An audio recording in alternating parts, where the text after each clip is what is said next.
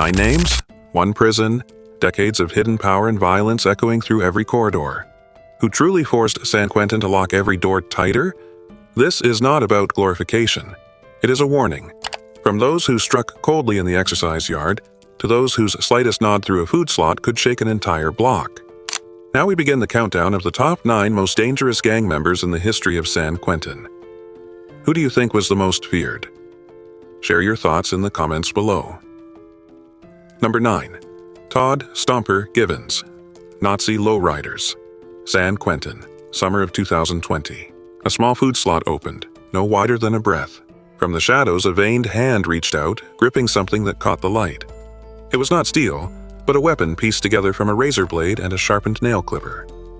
One sudden slash left a tear across a guard's collar and a faint red mark on the cold concrete floor. The officer survived, but the death row tear pulled tight with tension, as if a few centimeters had nearly turned into tragedy. Behind that slot was Todd Stomper Givens, a condemned man bound to the dark. Before entering San Quentin, Givens already carried a long record. In the early 1990s, he was convicted of 2 armed robberies. His personal life collapsed as well. He married a new partner before divorcing his first wife and was brought to court for bigamy. But that was only the prelude. The turning point came in 2001 in Tulare County, Central California. A burned-out car was discovered in an olive grove near his home. Inside were the remains of 30-year-old Barry Holstone and his wife, 32-year-old Patrice. Prosecutors alleged that Givens suspected Barry of stealing from him. Suspicion, they said, turned into a fatal decision. In 2004, the jury returned a death sentence for Todd Givens. His wife, Lacey Lee Givens, received life without parole. If the Holstone case had been the end, he would have been another name on a long list of the condemned. But Givens was tied to something deeper. According to prison files, he was linked to the Nazi Lowriders, a white extremist gang considered a younger branch of the Aryan Brotherhood. A tattoo of Hitler's face covered his head, a public symbol of extremist allegiance. Each time he nodded or blinked, the dictator's mustache seemed to move with him. For correctional staff, it was not art. It was a constant signal of where his loyalty stood. In the San Quentin yard, he never sat quietly waiting to die. In 2006, his name appeared in records of a stabbing among condemned inmates. A search of his cell uncovered 3 handmade knives. Under his hands, anything. A plastic spoon, a scrap of metal, even stiff paper, could be turned into a weapon. That was survival for the NLR, turning cells into workshops, ideas into blades. Today, Todd Stomper Givens remains on death row in San Quentin. Since 2019, California has suspended executions, leaving him and hundreds of others in limbo. No forward, no backward. Just days lived out in cramped cells. But the name Givens cannot be told without remembering Barry and Patrice Holstone. A young couple in their early 30s, their lives stolen in a burned car. They had a future ahead of them. Number 8. Gunner Jay Lindberg, Insane Criminal Posse. On the night of January 28, 1996, the cheers of the Super Bowl had faded. The city of Tustin lay quiet. But in the dark of a high school tennis court, someone stepped forward, not with a football, but with white supremacist hate.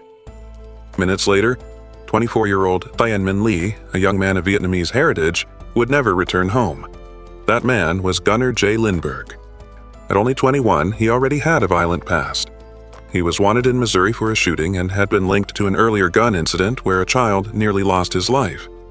But the night in Tustin defined his future. With him was 17-year-old Dominic Christopher. They circled the courts looking for a target. When Lindberg saw Thien Minh skating, he did not see an outstanding UCLA student, a former student body president. Prosecutors said he only saw a target to act out his hatred. The next morning, Thien Minh was found deceased. The Vietnamese community in Orange County was devastated. A promising student had lost his future to blind hate. Weeks later, police received a letter bragging about the crime with details only the attacker could know. That letter led straight to Lindberg. In his room, investigators found a helmet marked with a swastika, papers labeled pro-white organizations, SS symbols, and contacts tied to white Aryan resistance led by Tom Metzger. Lindberg was not just an isolated offender. He claimed leadership of a small extremist group calling itself the Insane Criminal Posse, trying to mimic the Aryan Brotherhood and skinheads. At his 1997 trial, Lindberg appeared in a Dallas Cowboys jersey, the same one he wore the night of the crime. as if in defiance. Prosecutors presented a letter he had written to relatives where he used racist slurs against the victim and bragged about the killing. The jury did not take long. They returned a guilty verdict for first-degree murder with special circumstances of a hate crime. Lindberg was sentenced to death. His accomplice, Christopher, received 25 years to life. According to court records, it was the first death sentence in California based on a hate crime motive. In 2008, the state Supreme Court upheld the ruling. While the Vietnamese community carried a wound that would never fully heal, Lindberg was left to spend his days on death row in San Quentin. No gang, no defiance. Just 4 walls, scheduled meals, and a sentence hanging over him. Today, Gunner Jay Lindberg still lives as a shadow in a condemned cell. But his name is not remembered for who he was. It is remembered because of Tianmin Lee, a young man whose future was stolen by hatred and a community that lost its hope. That is the lasting truth, a reminder that violence may wear the face of ideology, but its victims are always innocent lives. Number 7. Freddie Smokey Fuiava, Linwood Barrio Young Crowd, a Sereno set. Linwood, May 1995. Its alleys carried more than graffiti. They marked power. A pickup truck painted to look like a police vehicle cruised the streets, sending a message, "Linwood belongs to us." Behind that shadow was Young Crowd, a Sereno gang with ties rising inside the Mexican Mafia, and within Young Crowd, one name carried weight: Freddie Smokey Fuiava. On the night of May 12th, Deputy Stephen Blair and his partner, Robert Lyons, were on patrol. They turned onto Walnut Avenue. Nothing seemed unusual until they saw a man toss something into a yard. Blair stepped out, flashlight raised, and shouted, "Let me see those hands!" Instead of complying, Smokey pulled 2 guns, a .44 caliber and a 9mm. The first 5 shots came fast, followed by 8 more, slower and precise. Lyons was hit, but survived. Blair did not. A single round brought him down beneath the flicker of his own flashlight. When officers secured the scene, they found another weapon nearby, a loaded .45. Smokey had not come to that alley to loiter. He was ready to fire, even at law enforcement. Records showed Fuiava was no stranger to violence. He had prior convictions for shootings. On the streets, he was known for saying, "Pop a few caps" when threatened. His parole barred him from carrying guns or associating with gangs. But that night, faced with deputies, he chose bullets over accountability. The death of Deputy Blair was not just a shooting. It was a shockwave through Linwood. Residents understood that patrols would never again feel routine. It had become a war with Young Crowd. 2 weeks later, officers arrested Fuiava. His 1996 trial lasted several days. Prosecutors reconstructed the Linwood scene, the first volley, the second, the shell casings scattered across the yard. They pointed to the defendant, Freddie Fuiava. The jury returned a guilty verdict for murder with special circumstances. The death sentence was delivered in court. In the courtroom, Deputy Blair's wife wept. His young child was too small to grasp that their father would never come home. When the sentence was read, silence filled the room. Justice on one side, and irreplaceable loss on the other. Years later, the California Supreme Court upheld the death sentence. Court documents stated plainly, Fuiava killed to avoid arrest, and his victim was a peace officer in the line of duty. Those words sealed his fate. Now, Freddie Smokey Fuiava sits on death row in San Quentin. A small cell, harsh fluorescent lights, days repeating endlessly. No Linwood streets, no Young Crowd presence. Only time and a sentence hanging above him. But when his name is remembered, it is not about him. It is about Stephen Blair, a deputy, a husband, a father, whose life was stolen in a Linwood alley. That night stands as a warning.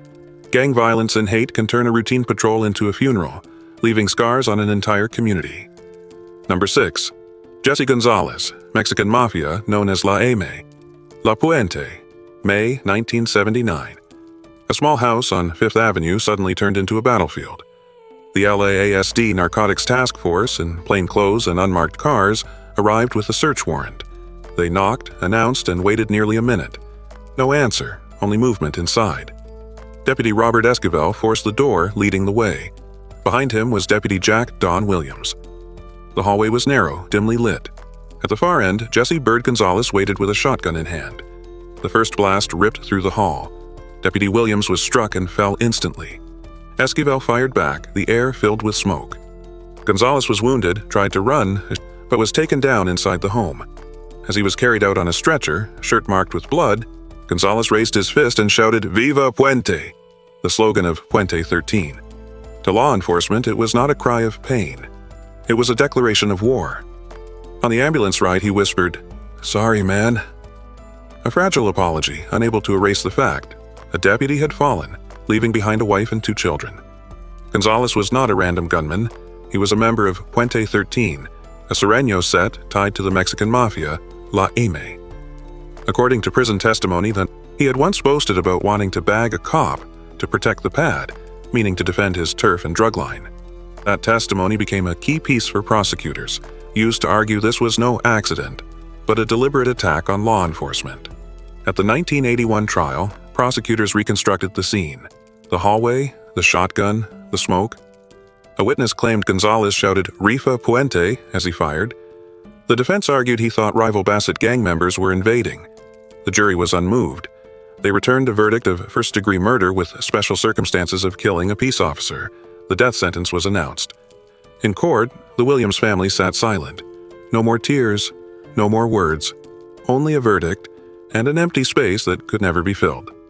In 1990, the California Supreme Court upheld the conviction. Jesse Bird Gonzalez entered death row at San Quentin. Behind bars, he became more than a name in a file. Reports labeled him a shot caller for La Eme, a voice of influence within the Sereno network. Gang argot still surrounded him. Trucha for watch out, narcs for narcotics officers, candy bars as code for heroin. Even into the 2020s, intercepted calls showed younger members speaking of Bird as an elder to be respected, proof that La Eme's shadow stretched beyond the bars. But those bars became a cage without end. Gonzalez filed appeals for decades. In December 2023, a court rejected his Brady claim, which alleged withheld evidence. He remains on death row, suspended in limbo. No execution, no release, just the cold lights and the clanging of metal gates. Day after day, Jesse Bird Gonzalez lives in his cell. No La Puente streets. No chance of Viva Puente. Only the memory of violence. And at the center of that memory is Deputy Jack Don Williams, a husband, a father, a deputy, lost in his 30s. For the community, that is the truth to be remembered. Gonzalez is not a slogan in a dark alley. He is a warning that every gang motto eventually leaves its deepest mark on the innocent. Number 5. Ronaldo, Ronnie, Medrano, Ayala, Mexican Mafia, La Eme, San Diego, April 1985. In a small auto body shop, as the garage door closed, bursts of gunfire filled the air. When police arrived, 3 men lay dead: Ernesto Dominguez, Jose Rositas, and Marco Zamora. Another man, Pedro Castillo, crawled toward the jammed door, wounded but alive. His testimony pointed investigators to the man behind the attack. Not a reckless street shooter, but Ronaldo Ronnie Ayala, a figure tied to the Mexican Mafia. In 1989, a jury sentenced him to death. In 2000, the California Supreme Court upheld the conviction. Ayala entered death row in San Quentin. But prison did not end his influence. It became his new arena. In federal files, he was called El Profesor, a sign of his calculated leadership. He needed no street presence. A handwritten note, a smuggled phone, or a whispered order through associates carried his will. In San Diego jails, inmates testified that each housing module had to pay a light bill of $50 through Cash App. On paper, it looked like an electric fee. In reality, it was protection money. One witness said plainly, "This is Ronnie's city." Those who refused lost their property, or worse. His reach went far beyond San Diego. A 2025 RICO indictment listed Ayala's oversight across Riverside, Sacramento, and even Seattle. Maps showed territories under his network: Spring Valley and Paradise Hills under Ronnie himself, East Bay under Richard Chucky Buchanan, and North County controlled by his brother Hector Ayala, also on death row. Together, the Ayala brothers symbolize La Eme's ability to rule from the shadows, turning fear into power. Prosecutors also allege ties to the Sinaloa cartel. According to indictments, La Eme offered protection to cartel members behind bars, even Joaquin El Chapo Guzman, in exchange for drug supply lines. Some questioned whether El Chapo needed protection inside ADX Florence. But the fact that Ayala's name appeared alongside the cartel was enough to put him on the federal radar. Reports described Ayala as a man who could rule with a pen. Inmate accounts called him professor for his organization skills. from collecting la renta on the streets to distributing candy bars in prison code for heroin. For correctional officers, it was a reminder that even the smallest breach, a letter, a phone, could become a channel of power. In 2025, at age 75, Ronaldo Ayala still faced federal charges, transported once again to court. The law holds that all allegations remain allegations until proven. But the question lingers: how does a condemned inmate maintain influence 4 decades later? Inside San Quentin, Ayala's days are marked by cold, fluorescent lights and repetition. But for San Diego, the memory of April 1985 remains sharp. 3 lives, Dominguez, Rositas, Zamora, were ended at their workplace. Pedro Castillo survived, but carried scars for life. That is the truth that must be remembered. The name Ronnie Ayala is not to glorify him, but to warn. Gang power does not stop with those who join. It swallows the innocent who happen to stand in the wrong place at the wrong time. And no matter how much power is built on fear or money, it always ends the same way, inside the narrow shadows of death row. Number 4. Tiequon, Lil Fee Cox, Rollin' 60s neighborhood Crips, San Quentin, late 1980s. The death row yard was already tense, but no one expected a homemade blade to flash in the open. Tiequon Lil Fee Cox rushed forward, aiming at Stanley Tookie Williams, co-founder of the Crips and one of Los Angeles' most notorious figures. The attack happened in plain sight of dozens of officers, proving that even the most infamous names were not safe inside the yard. Cox's story began years earlier. On August 31, 1984, in South Central Los Angeles, a Crip crew set out for a revenge hit. But they struck the wrong house, just 2 doors away. The result was the Alexander family tragedy.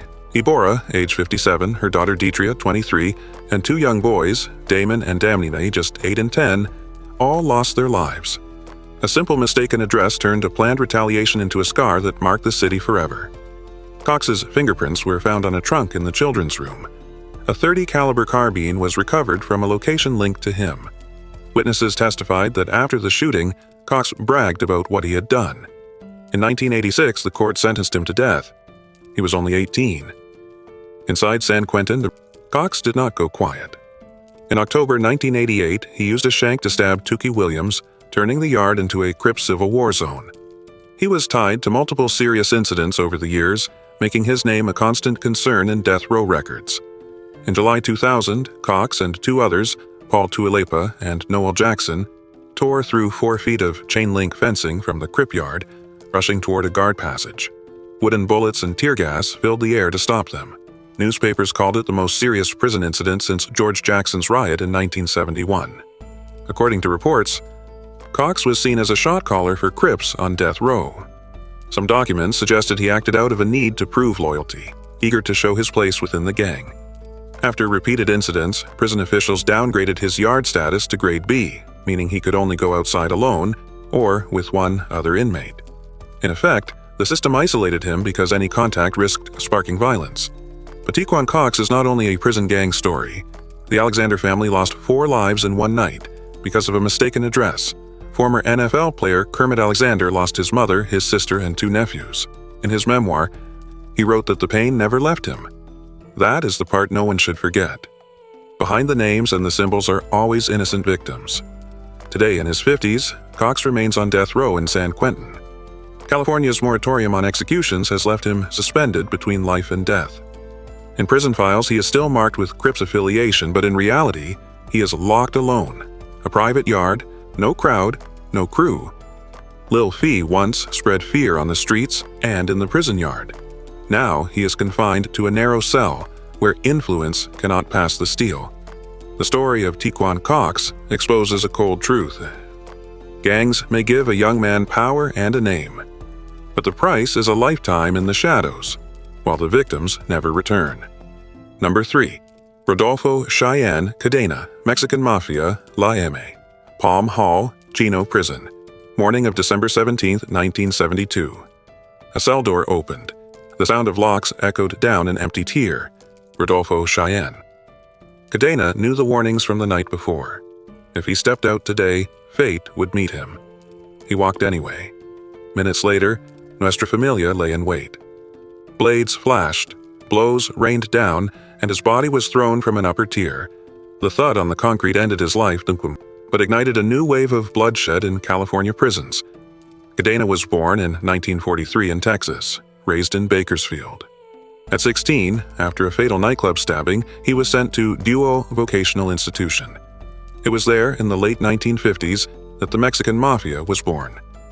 Cheyenne joined early, becoming one of its foundation members. He was more than a fighter. He carried ambition. By the early 1970s, he directed followers to infiltrate community centers and drug treatment programs in Los Angeles. On the surface, it looked like charity.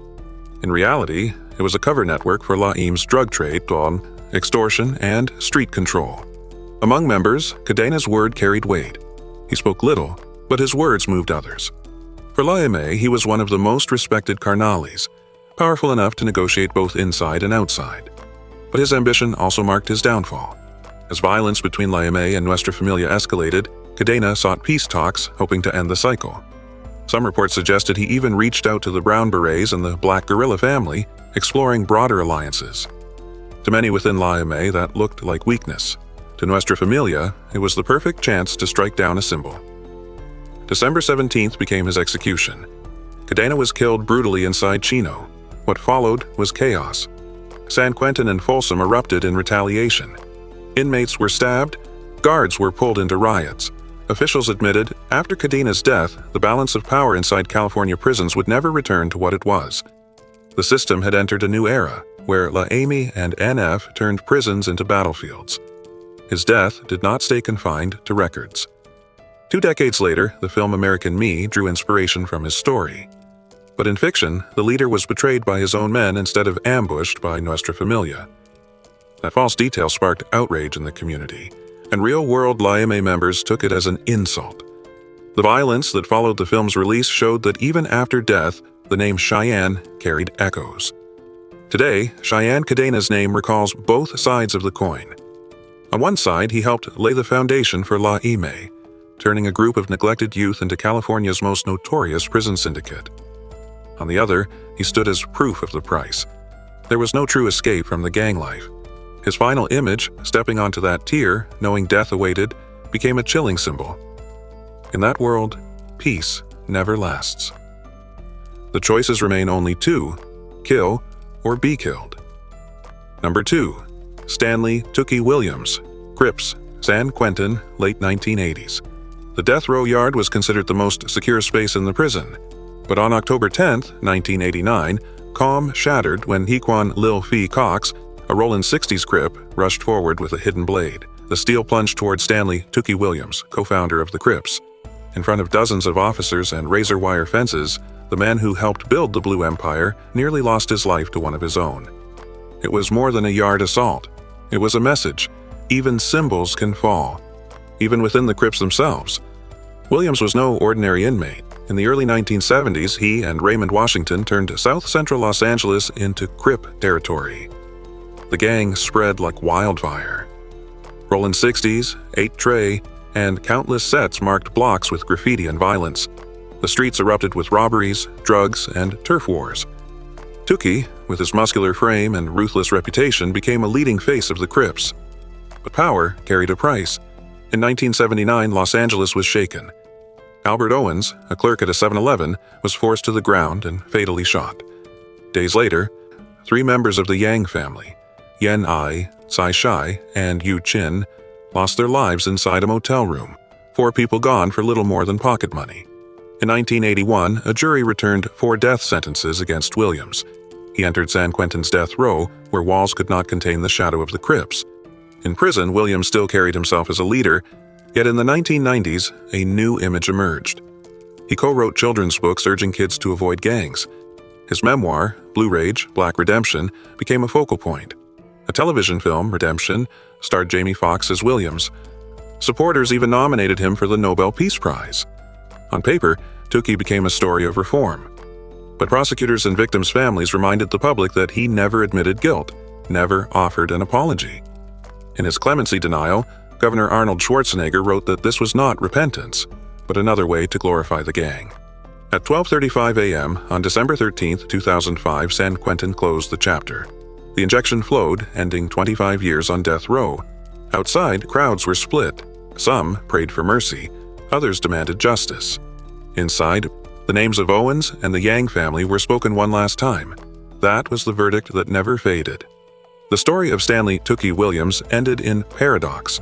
A man who once spread violence later spoke of peace. But 4 lives could never be restored. His death left one cold truth. Gang power always ends the same way: in violence, in steel, and in silence. Number 1. George Jackson, Black Guerrilla Family, Black Panther Party. San Quentin, morning of August 21, 1971. Metal clanged in the adjustment center, echoing like a storm alarm. Within minutes, 3 officers were down, 2 inmates were dead, and George Jackson lay lifeless in the yard, struck by guard tower gunfire. 6 lives ended. The reverberations haunted California's prison system for decades. George Lester Jackson was born in 1941 in Chicago. By 18, he was sentenced to 1 year to life for stealing $70. The words looked short on paper. In reality, it meant no set release date. Jackson entered Soledad, then San Quentin, and transformed from a small-time robber into a polarizing figure. Behind bars, he devoured Marx, Lenin, Mao. His letters became the book Soledad Brother, turning prison into his battleground. In January 1970, Soledad prison erupted. 3 black inmates were killed by guards in the yard. A jury ruled the shootings justified. Days later, Officer John V. Mills was killed. Jackson and 2 others were indicted, becoming the Soledad Brothers. Their names filled headlines, branded as killers to some, revolutionaries to others. On August 7th that same year, his younger brother Jonathan Jackson, just 17, stormed a Marin County courtroom. He chained Judge Harold Haley and demanded the Soledad brothers' release. The standoff ended in gunfire. Jonathan, Judge Haley, and 2 others died. The guns were traced to activist Angela Davis, or C, who was later acquitted. But the incident sealed the Jackson family's fate in tragedy. Inside, George Jackson was linked to the founding of the Black Guerrilla Family with W.L. Nolan. The group mixed revolutionary ideology with prison gang structure, strict discipline, political study, and violent enforcement. Authorities later said BGF moved into drugs and extortion, but its roots came from Jackson's vision to, as he wrote, transform the black criminal mentality into a black revolutionary mentality. Then came August 21, 1971. Records state Jackson smuggled a pistol in his afro after meeting attorney Stephen Bingham. Moments later, he aimed it at Officer Urbano Rubiaco, demanding doors be opened. Violence exploded. Officers Jer Graham, Frank DeLeon, and Paul Cresines were killed. Inmates John Lynn and Ronald Kane also lost their lives. As Jackson ran for the gate, he was shot dead by tower guards. How the gun entered remains disputed. Prosecutors alleged it was hidden in a tape recorder by Bingham, who fled, returned in 1986, and was acquitted. Some officers later admitted they had not searched Jackson's hair thoroughly. Reports even conflicted over the type of pistol used. These details left the San Quentin tragedy steeped in controversy. Political execution or violent uprising? 6 other inmates, the San Quentin Six, faced trial. The proceedings lasted 16 months and cost more than $2 million. In the end, only Johnny Spain was convicted of murder.